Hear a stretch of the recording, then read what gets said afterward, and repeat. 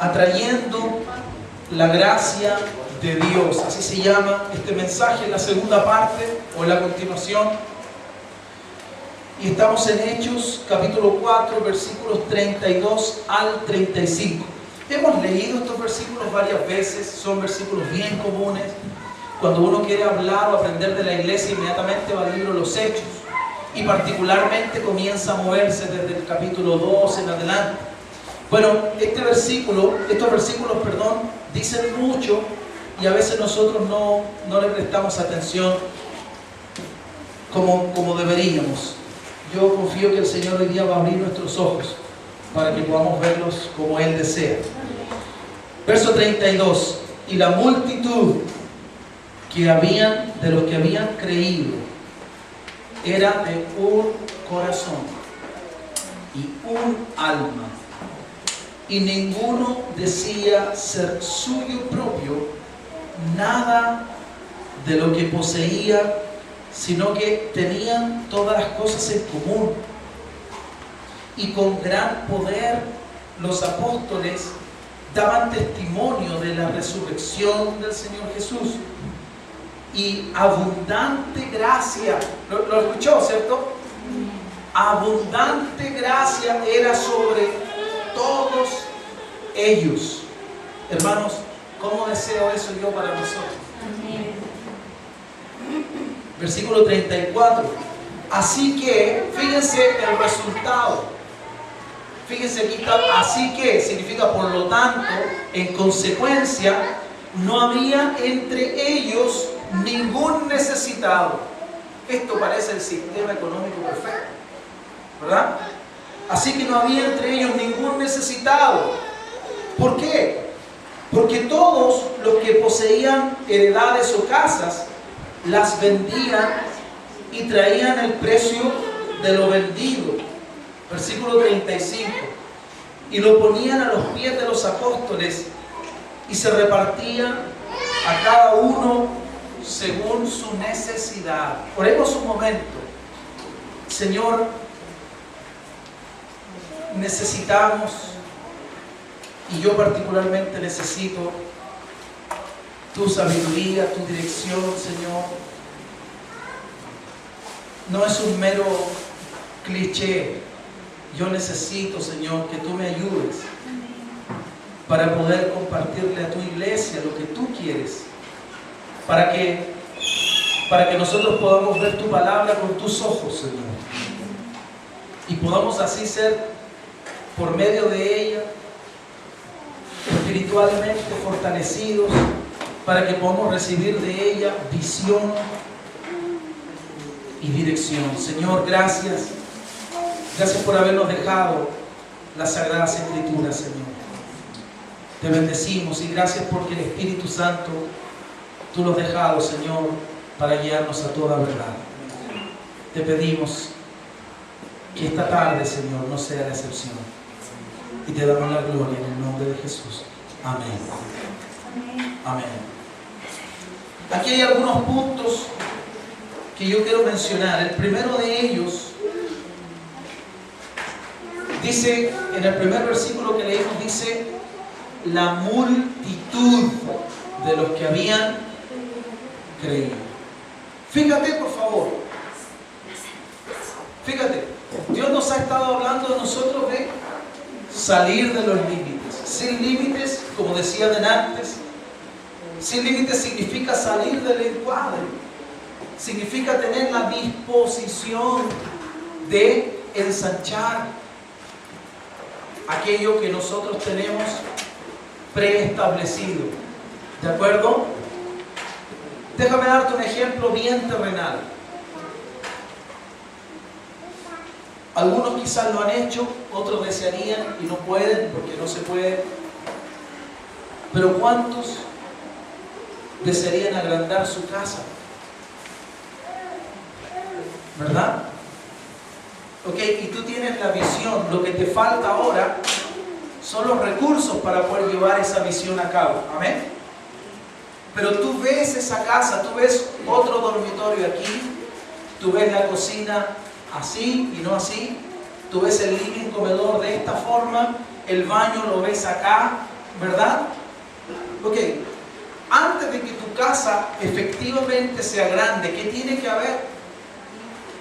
¿Perdón? Tiene que haber en ti una visión. ¿De acuerdo? Y fíjate, hermano o hermana, que cuando tú piensas, mira qué sencillo es esto, pero qué glorioso es esto a la vez. Cuando tú piensas en, yo quiero agrandar mi casa, tú estás queriendo romper los límites que hay en tu casa. Gloria al Señor. ¿Se entendió, verdad? Tú estás diciendo, no, esto no puede quedarse así. Yo quiero que esto sea más grande de lo que es. ¿Es así o no? Bueno, eso es lo que Dios nos está diciendo. Dios nos está diciendo, en otras palabras, cualquier cosa que tú hayas pensado sobre mí, quiero decirte que es corto. Yo soy más grande que eso. Cualquier objetivo que tú tengas, Gabriel, conmigo, quiero decirte que es pequeño. Yo puedo hacer mucho más que lo que tú crees. Cuando Dios nos dice, y nos dice, te vas a multiplicar, yo les dije, no va a ser algo que Dios haga de un momento a otro, va a ser un proceso. Dios tenía en mente la iglesia, amén. Tenía en mente redimir a los hombres, a la humanidad, y para eso envió a Cristo. Pero no solo redimirlo, Él tenía en mente darle una novia, una esposa a su hijo, que es rey. ¿Sí o no? Fíjate, hermano, que la visión de Dios. Con Dios todo es visión. Y con nosotros todo es ceguera. ¿Cuántos dicen es verdad? Nosotros todo lo vemos acá. Nuestros planes son a una semana, ¿sí o no? Son vivir el día. Y en cierto modo debemos vivir el día a día. Cada día trae su propio afán. No te preocupes del día de mañana, pero eso no quiere decir no te proyectes. La Biblia dice, no te afanes, no te angusties, no te preocupes. Deja que mañana Dios es Dios también. Amén. Pero no dice, no te proyectes. Dios quiere que en nosotros haya proyección. Y de eso nos habla cuando Él dice sin límites. Aleluya, hermanos. Me siento inspirado. Pero en verdad necesitamos que Dios nos inspire, ¿sí o no? Él quiere hacer crecer lo suyo en nosotros. Pero tal como una ampliación en la casa parte con una idea, el multiplicar en Dios parte como una visión que viene del Señor. ¿De acuerdo? Y la iglesia primitiva, que la iglesia primera, era una iglesia que multiplicó. Dice que había una multitud de creyentes. Multitud. ¿Te das cuenta? Dime, ¿en el corazón de quién estaba esa multitud? En el corazón de Dios. Dios preparó a ese grupo de hombres para alcanzar una multitud. Aleluya. Jesucristo preparó a un grupo de hombres para alcanzar una nación, un continente, todos los continentes y el mundo entero. Eso se llama visión. ¿Lo entiende, verdad? Dios, danos visión. ¿Usted siente que Dios le está abriendo un poquito el entendimiento, sí o no? Dios trabaja así, hermanos. Y yo sé que este es el tiempo en el que nosotros tenemos que capturar esto. Bueno, la iglesia primitiva eran 12. De esos 12, uno claudicó, ¿verdad? Continuaron. De 12, en el aposento alto habían como 120. El Señor multiplicó ese número, ¿verdad? Y desde el aposento alto la iglesia nunca ha dejado de multiplicarse. Bendito sea el Señor. Nunca ha dejado de multiplicarse. En los momentos más difíciles de la historia. Aleluya. La iglesia fue capaz de mantenerse viva. ¿Sabes por qué? Porque era la visión del que todo lo puede. Hoy día, hermanos, Tú tienes, yo tengo internet, tenemos Facebook, tenemos Twitter, tenemos correo electrónico, tenemos telefonía celular, tenemos televisión, radio, y nos cuesta ser cristianos. Pero imagínate cuán poderoso es nuestro Dios, que en la Edad Media las Biblias las manejaba un grupo, pero habían hombres y mujeres que seguían al Señor, que alababan al Señor, que morían por el Señor. Qué grande es el Dios que servimos, hermano. Cómo Él se las arregla en todo tiempo, en toda circunstancia. Por lo tanto, el Señor dice: a quien más se le da, más se le demandará. ¿Tú crees, objetivamente hablando, que Dios nos ha dado más? Claro. Y tenemos que aprovechar lo que Dios nos ha dado. Tenemos que aprovechar. Mira, Juan Wesley evangelizaba en caballo. Creo que el hombre mató, digamos, en el buen sentido de la palabra, se le murieron creo que 5 caballos. Él ocupó 5 caballos, según lo que yo he leído, hasta que murió, luego otro y otro, así. 5 caballos en su vida para predicar. Predicó miles de mensajes. Su hermano escribió miles de himnos, de cánticos espirituales, en un tiempo, hermanos, en un tiempo donde no había fotocopiadora. En un tiempo donde la palabra de Dios no estaba al alcance de la mano como hoy día. Dios puede, ¿sí o no? Es poderoso el Dios que está con nosotros. Por eso que yo no me dejo convencer por el enemigo. Y por eso que Dios nos está ensanchando la visión. Él quiere que entendamos, si estos hombres con tantas restricciones pudieron hacer todo eso, imagínate, iglesia, cuánto más tú y yo podemos hacer hoy día con todos estos beneficios a nuestro alcance. Pero nosotros perdemos la visión cuando en vez de estar sin límites le ponemos límites. No, es que yo no puedo, es que yo no sé, es que yo sé que somos chicos, es que tenemos poca fuerza, es que somos pobres, es que no somos una iglesia muy pudiente, es que estamos tan atrás, mano, es que cuesta llegar. ¿Es así o no? ¿Es así o no es así? Son las cosas que vienen a nuestra mente y Dios dice: no. Antes de que construyas el segundo piso, que amplíes tu casa hacia el lado, hacia adelante o hacia atrás, tú tienes que estar convencido de que eso es lo que se debe hacer. No sentirse emocionado: oye, si hiciéramos una cocina más grande. Sino tener la convicción: ¿sabes qué? Esta casa necesita una cocina más grande y vamos a juntar los recursos, vamos a trabajar para tener una cocina más grande. Es difícil, ¿y quién dijo que hacer cosas es fácil? Pero vamos a mentalizarnos, vamos a unir nuestras fuerzas y vamos a tener la cocina que necesitamos en la casa. ¿Me dejo entender? Si es solo una emoción, ya, y la cocina, y el mueble acá, y esto, y llamamos a Marco, y qué sé yo, y el hermano Marco Guevara nos hace la estructura, y bla, bla, bla. Él no se los mueve. Y va a llegar alguien y va a decir: sí, pero el hermano Marco nos va a dar su presupuesto, así, pastor, pero levantar el muro acá y esto va a salir tanto. Y el hermano va a decir: sí, y si yo le hago un mueble de cocina por acá, le va a salir tanto. Y yo voy a decir: no es tan importante la cocina.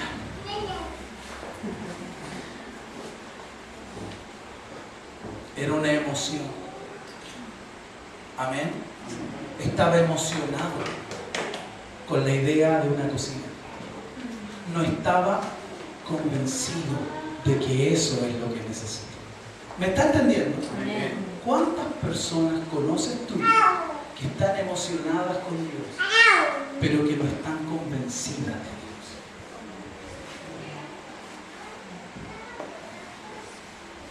Tenemos que orar para que despierten. Amén. Para que despierten, estar convencidos. Es lindo como el Señor actuó, hermanos. Tenemos que orar. Esta iglesia pequeña, la iglesia primitiva, creció. Y dice: la multitud de los que habían creído. O sea, una multitud de personas estaban allí. Y esto para mí significa algo muy sencillo. Dios no se complica con tener muchos creyentes o con tener muchos hijos. Para Dios no es un problema, hermano, que podamos llegar a ser una iglesia grande en número. Es más, es deseable para Dios, ¿sí o no? Si esas personas van a conocer la verdad y van a ser salvas de la mentira, del engaño por la verdad, Dios va a estar feliz, ¿verdad? Ok, pero esto es lo primero que debemos entender. Dios no tiene problemas con una iglesia grande. El problema es que una iglesia grande, que no es mala, lo es si no llega a convertirse en una gran iglesia. Estoy jugando con las palabras. Si la meta es tener una iglesia grande, vale decir cantidad, estamos perdiendo el objetivo final de Dios, que es tener una gran iglesia, o sea, calidad. Amén. Dios desea, y te voy a decir esto, miremos la palabra, no estamos leyéndolo, pero lo sabemos. Jesucristo, ¿a cuántos tomó? Ok, ¿cuántos se convirtieron en la primera predicación de Pedro? ¿Ah? Bueno, las primeras 2 predicaciones ya. 8,000, 5,000 y 3,000, ¿cierto? 8,000 en 2 prédicas. Estuvo bueno el punto. Bueno, pero alguien dijo, yo escuché a alguien, no sé si fue el pastor Clendener, creo que fue él, que dijo que el tema era de que ellos habían orado 10 días, predicado 3 minutos y se habían convertido 3,000 o 5,000, ¿de acuerdo? Y en verdad ellos estuvieron orando 10 días esperando la venida del Espíritu, la promesa, ¿verdad? Y el problema nuestro es que nosotros oramos 3 minutos, predicamos 10 días y no se convierte nada. ¿Es así o no es así? Tenemos que cambiar, ¿verdad? Los números están bien, es como nosotros asignamos a los números. Pero el punto es este. El deseo de Dios es tener ambas. Es tener una iglesia grande, pero que a la vez sea una gran iglesia. Es decir, que lo represente a Él, que esté llena de lo que es Él, que pueda representar. ¿Se acuerdan el domingo? ¿Para qué Dios redime? ¿Para qué Dios creó al hombre? Para que a través del hombre Dios esté en la tierra. ¿Me dejo entender? Ok. Entonces, lo que decía es lo siguiente. Jesús tomó a 12, pero esos 12 llegaron a 8,000, ¿verdad? Y hasta nosotros hoy día. ¿Por qué Jesús no tomó 8,000? Para ganar 12. Porque Él tiene visión. Porque Él priorizó la calidad antes que la cantidad. ¿Me está entendiendo? El Señor sabía. Para Él no hay nada imposible. Pero fíjate cómo Él actúa en base a nuestras realidades.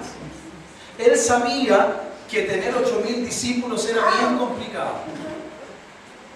¿Los podría haber alimentado? Sí, la Biblia muestra que sí lo pudiera haber alimentado. Igual, no habría problema. ¿Le podría haber enseñado? Sí. ¿Podría haber sanado a la gente? Sí, todo sí. Excepto que al tener a 12 cerquita de Él, 8,000 no hubieran podido estar todos cerquita de Él. ¿Me dejo entender? ¿Cómo se llama eso? Visión.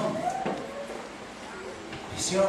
Él pensó en un poco que alcanzaría una gran multitud. Y lo logró.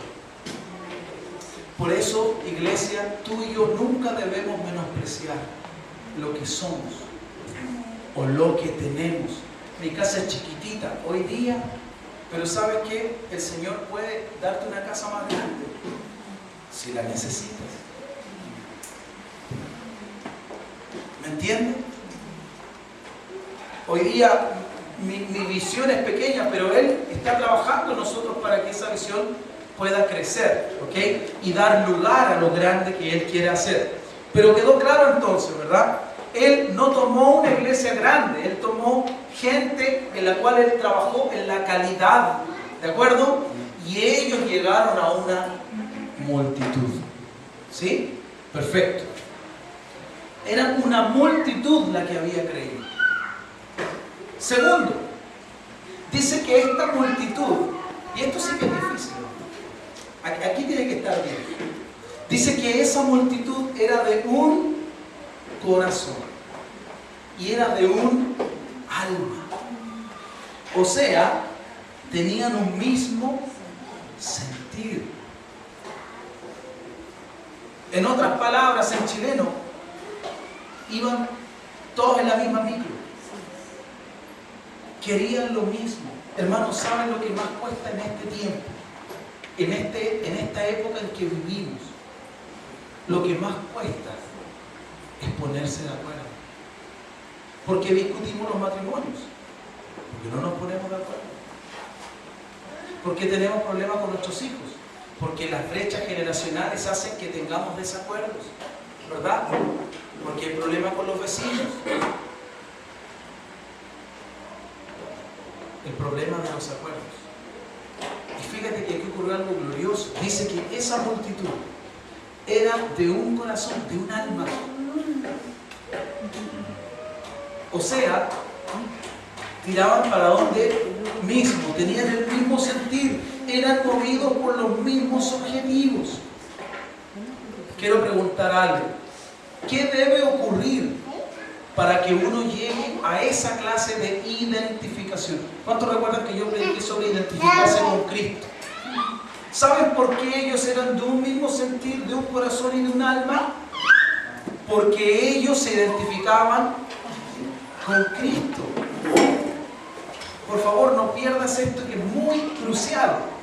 Ellos eran de un mismo sentir. Y aquí tú vas a entender algo que a simple vista yo creo no se entiende con facilidad. Créeme que esos versículos que leemos son muy bonitos, pero a veces uno no entiende cómo es posible que se dieran ciertas cosas. Por ejemplo, ¿cómo es posible que no hubiera ningún necesitado entre ellos? Lo leímos, ¿verdad? Dice que la multitud, o sea, eran muchos. A mucha cantidad, mucha necesidad, ¿sí o no? Ok. Pero dice que no había ningún necesitado entre ellos, ¿cierto? Bueno, ¿por qué no había ningún necesitado entre ellos? La respuesta está aquí. ¿Por qué? Porque dice que aquellos que poseían heredades, casas, ¿qué hacían? Ok, y aquí viene la respuesta. No habían necesitados porque mira, por favor, hermano, porque los hermanos que tenían, y tú sabes que yo no te estoy diciendo vende tu casa, no, yo estoy enseñando. Dios me dijo, enséñale la multiplicación. ¿Por qué ellos vendían sus casas? ¿Por qué los hermanos de esa comunidad, de esa confraternidad, vendían sus propiedades? Había un hermano, no sé, que tenía 2 casas. Y decía, yo no necesito 2 casas, yo tengo una con un amigo tranquilo. ¿Por qué la vendían? Dime si eso no suena una locura en este tiempo. Ah, no, yo ni loco vendo mi casa, si me costó toda la vida ganar mi casa. No, por mucho que tenga 2, yo no la vendo, es mía, no. Señor, tú me vas a tener que perdonarme, yo jamás, ¿me entiendes, verdad? Pero dime una cosa, iglesia, ¿por qué? Porque esa es la respuesta. No habían necesitados, no porque cayera maná del cielo. ¿Amén? No habían necesitados porque dice que todos eran de un mismo sentir, de un corazón, de un alma. Y el ser así producía en el corazón de algunos creyentes, los más, digamos, afortunados, ¿verdad?, que vendieran sus propiedades y repartieran para los que no vienen a ser. Pero la pregunta y la clave está aquí. ¿Por qué vendían?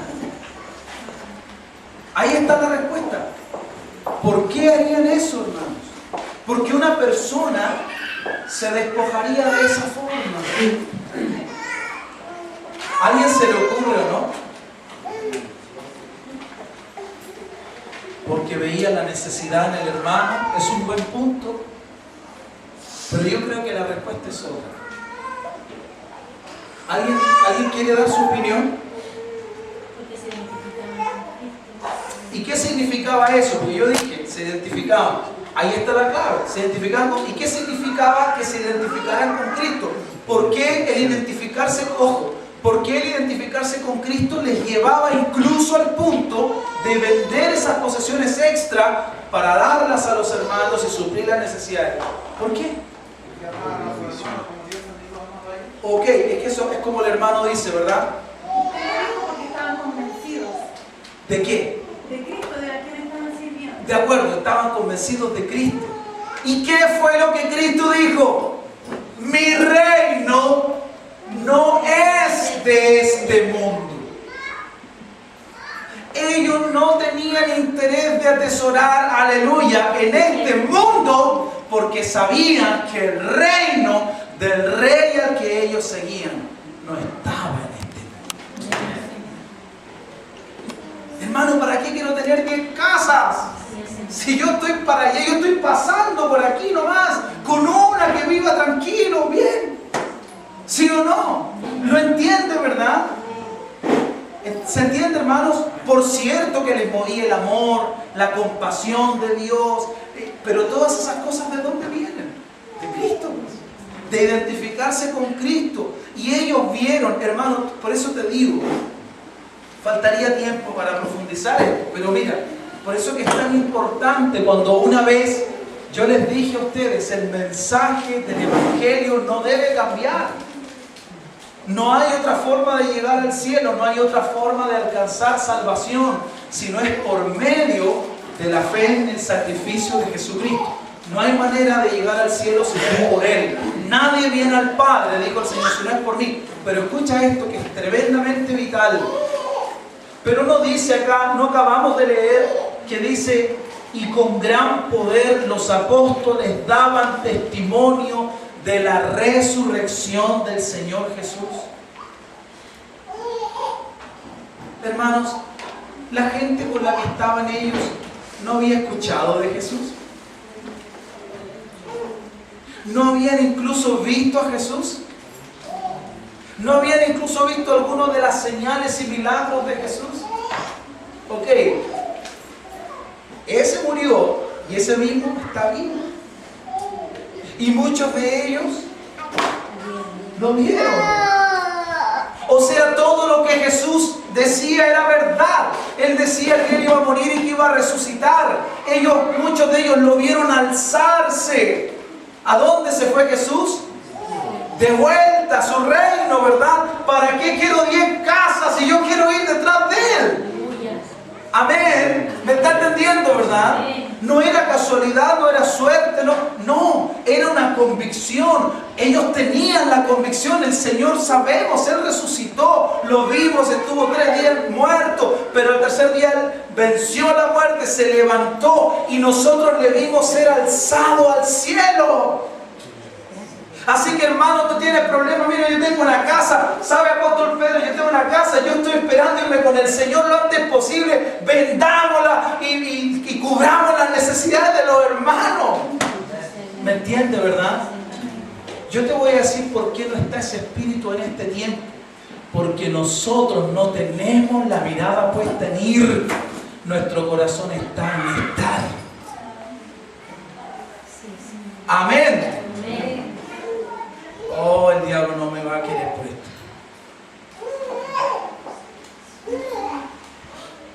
Pero el Señor dijo, la verdad os hará libres. ¿Por qué me aferro a lo material yo? ¿Por qué? Porque mi corazón está aquí. Si mi corazón estuviera allá, no me importaría que lo material vaya o venga. Total, mi corazón está con Él. Gracias, Señor. Por eso, si tú piénsalo, hermano, con esta lógica, con esta luz, piénsalo. Pablo decía, yo estoy muy enseñado por todos, sé tener abundancia, sé padecer escasez, no me complico la vida, mi Dios suple conforme a su riqueza en gloria lo que yo necesito, yo voy detrás del premio, supremo llamamiento, yo lo quiero a Él. ¿Te das cuenta o no? Qué distante de los objetivos que a veces, yo no digo tú, pero que a veces los cristianos tenemos en este tiempo. Nos parecemos más a la gente que estaba en la Torre de Babel. Queremos hacernos un nombre, que nos conozcan, que, ¿verdad? Más que a la iglesia. Wow. Es interesante esto, ¿sí o no, hermano? Porque dice mucho de nuestra realidad. Bien, voy a terminar aquí. Queda bastante, pero voy a acabar acá. Era una multitud la que había creído y eran de un corazón y de un alma, ¿verdad? Ellos habían, al igual que Cristo, se habían identificado con morir. Murieron al mundo, murieron a las cosas, pues no me importa, ¿verdad? Perfecto, porque pusieron a Dios primero. Tercer punto, dice, ninguno decía ser suyo nada de lo que poseía. ¿Qué aprendieron? ¿Qué tenía clara la iglesia primitiva? ¿Ah? ¿Cómo se llama eso? Voy a darle el nombre correcto. ¿Qué tenía clara la iglesia primitiva, hermanos? Tenían clara la mayordomía. ¿Sabe lo que es la mayordomía? Yo administro cosas que no son mías. Entonces el Señor dice, oye, ¿sabes qué? No, es tu celular. ¿Sabes qué? Esto lo vamos a poner acá. Esa guitarra no es mía, literalmente no es mía. No es mía. Este púlpito está en la iglesia, pero ¿sabes qué? Si se quemara yo no tendría que pito tocar. ¿Sabes por qué? Porque no es mío. Lo que tenemos acá es mío, es tuyo. ¿De quién es? ¿Sabe qué? ¿Sabe lo que dice la Biblia? Dice, todo es de Dios. Cristo es de Dios, ¿verdad? ¿Y nosotros de quién somos? De Cristo. ¿Qué tenemos, hermano? ¿Qué es mío? ¿Qué es mío? Pero a veces luchamos con eso, ¿sí o no?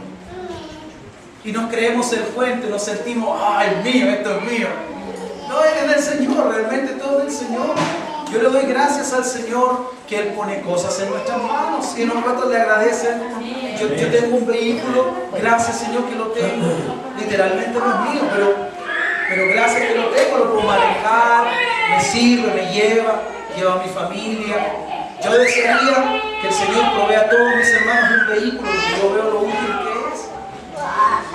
Pero Él a uno le ha dado vehículo, a todos le ha dado vehículo. Ok, y a los que el Señor no le ha dado vehículo los quiere menos, por eso no, ¿verdad?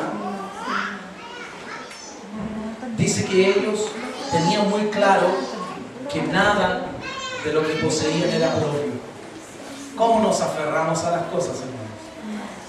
Usted ha escuchado que yo he dicho, no hay problema que tengamos cosas. Hay problema cuando las cosas nos atrapan. Cuando nuestro corazón está en las cosas.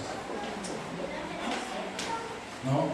Yo les he dicho, y no estoy pensando en nadie en particular, pero yo veo testimonios de pastores y yo mismo he vivido cosas de personas que dicen, Señor, si tú me bendices con esto, y fue lo último, fue la última vez que tú viste a las personas en el Señor. La bendición se lo llevó del Señor. ¿Cómo tenemos que cuidar nuestro corazón?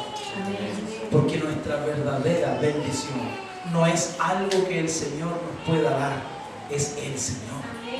Él es nuestra verdadera bendición. ¿De acuerdo? ¿Sí? Les dije que iba a terminar acá, hermano. Tenían todas las cosas en común. Yo creo sinceramente que en este tiempo, hermano, se lo digo con sinceridad, yo creo sinceramente que en este tiempo tener todas las cosas en común es una maravillosa idea, pero creo que incluso la sociedad no lo permite. Creo que incluso la estructuración social no lo permite. De todas maneras, como un principio, es algo que debemos buscar. ¿Me entiende, verdad? El entender, ¿verdad?, que todo esto es nuestro. Por lo tanto, lo debemos cuidar, lo debemos administrar con cariño, con sabiduría, con cuidado. ¿Sí o no? Ok, si tú tienes hambre o si tú tienes necesidad en tu casa y yo tengo en mi casa, yo debería compartir para que tengamos en común, ¿verdad? ¿Me dejo entender? Ese principio siempre debería estar en la iglesia, siempre. Punto 5. Con gran poder los apóstoles daban testimonio de la resurrección del Señor Jesús. Mira lo que traía ese estilo de vida. ¿Qué traía sobre los apóstoles? ¿Por qué? El versículo siguiente lo dice. Ellos daban testimonio del Señor con gran poder. Porque esa iglesia era poderosa. ¿Ver? Hay una razón. Hay una razón. Fíjate. El siguiente punto dice, abundante gracia era sobre todos ellos. La gracia es el favor de Dios. Esa iglesia, hermanos, cuando Dios la miraba, decía, me gusta. Si hubiese habido un Facebook, Él hubiese puesto, me gusta. ¿Ah? En iglesia primitiva, Él hubiese puesto, me gusta. ¿Me está entendiendo, verdad? ¿Sí? Y tal vez Él lo hubiese comentado.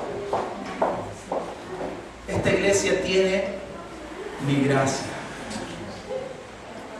Y hermanos, el Dios de gracia está vivo. Y Él todavía anda buscando una iglesia, una casa espiritual, en la cual el convivir, el compartir de esos hombres y mujeres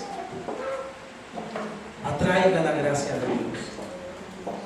Nosotros como iglesia podemos hallar gracia delante del Señor. ¿Cómo? ¿Podemos comprar la gracia? No, pero podemos hallarla, ¿verdad? Si nuestro vivir está de acuerdo a lo que Dios quiere, Él va a mover su gracia sobre nosotros y va a poner gracia sobre gracia. ¿Me dejo entender? La gracia de Dios hacía que esa iglesia fuera poderosa. Bueno, quiero terminar con esto. Hace rato estoy terminando. Repito, no había entre ellos ningún necesitado. Y este versículo es clave porque tú y yo sabemos que la razón por la que no hubieran necesitados no es porque fueran todos ricos. Dime si no es cierto que para nosotros el problema, la solución a la pobreza es que seamos ricos. ¿Sí o no? Esa es la solución. Ah, no, la solución a la pobreza es la riqueza. Riqueza echa fuera la pobreza. Pero no era la riqueza que echaba fuera la pobreza, sino el entendimiento de la distribución, de la generosidad, de la mayordomía. Entender que lo que tengo no es mío, que es de Dios, que debo cuidarlo, que debo administrarlo bien. Me ha sido entregado, pero no me pertenece. Nuestros hijos, nuestros hijos, hermanos, ¿verdad? Nosotros los tomamos, los aficionamos, decimos, es mío. Perdón.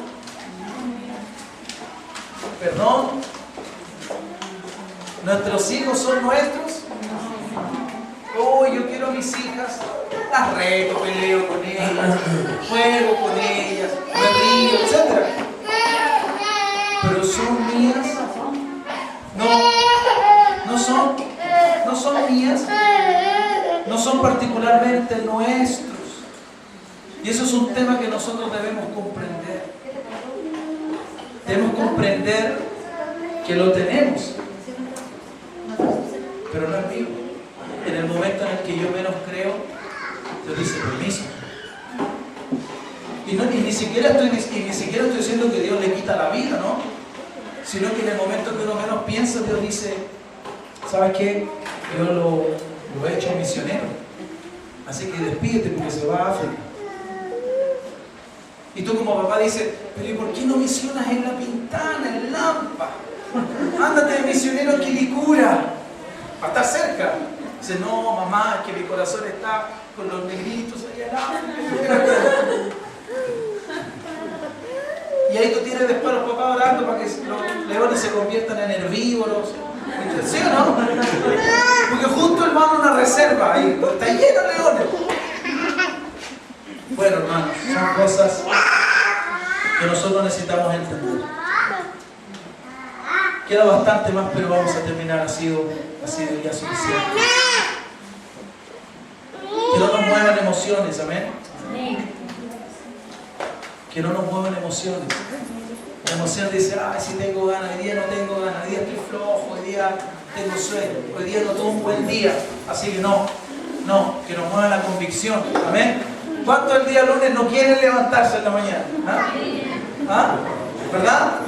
Si fuera por la emoción, no estamos emocionados con que suene el reloj, ¿sí o no? Pero tenemos la convicción de que debemos cumplir y nos levantamos, ¿no? Sí. Bueno, así Dios desea que haya en nosotros convicción con Él. ¿Ok? Vamos a ver su gloria, hermanos.